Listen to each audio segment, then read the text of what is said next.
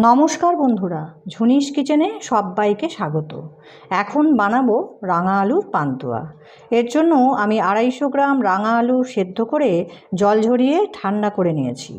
এখন এই খোসাগুলি ছাড়িয়ে নিচ্ছি। খোসা ছাড়ানো হয়ে গেছে, এবার এগুলিকে গ্রেট করে নেব। এগুলি গ্রেট না করে হাত দিয়ে চটকেও মেখে নেওয়া যায়, কিন্তু সেক্ষেত্রে বড় বড় ডেলা থেকে যেতে পারে, যেটা পান্তুয়া বানানো হয়ে গেলে খেতে ভালো লাগবে না। সেই জন্যই গ্রেট করে নিলে এর মধ্যে কোনো রকম ডেলা থাকবে না, আর মাখাটাও মসৃণ হবে। এর মধ্যে কোনো রকম বড় আর টুকরো নেই।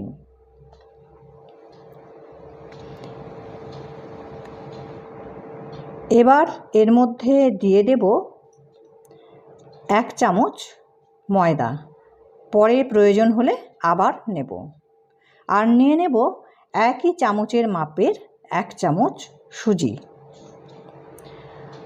আর নিয়ে নেব 2 চামচ গুঁড়ো দুধ।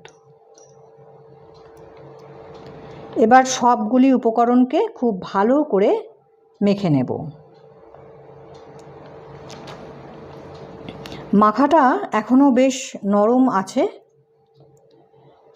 তাই এর মধ্যে আমি আবারও দিয়ে দেব 1 চামচ ময়দা এবং 1 চামচ সুজি।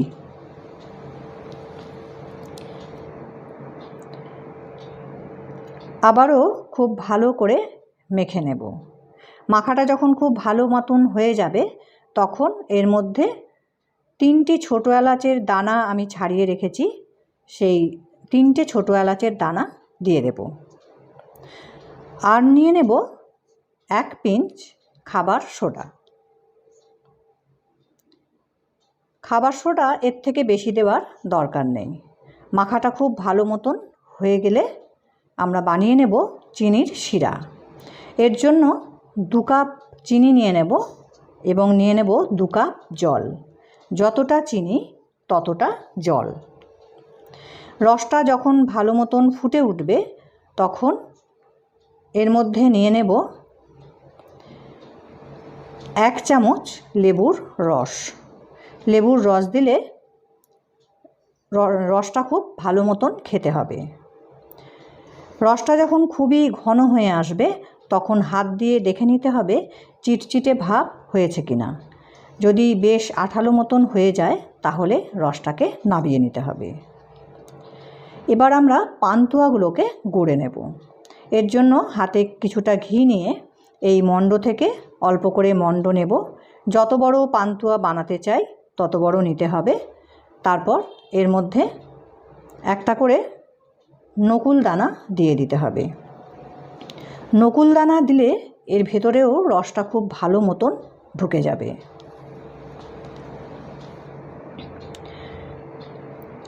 হাতে ঘি নিলে এই ডোটা যেমন হাতে জড়িয়ে যাবে না, সেরকম পান্তুয়াগুলো খেতে খুব ভালো হবে। আবারও একটা নকুল দানা নিয়ে নেব এবং এইভাবে সমস্ত পান্তুয়াগুলোকে তৈরি করে নিতে হবে।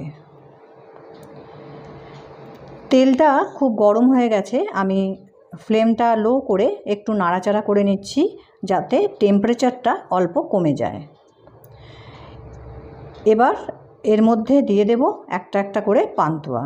পান্তুয়াগুলো তেলে ছাড়ার আগে এইভাবে যদি ঘুরিয়ে নাও, তাহলে শেপটা খুব ভালো থাকবে।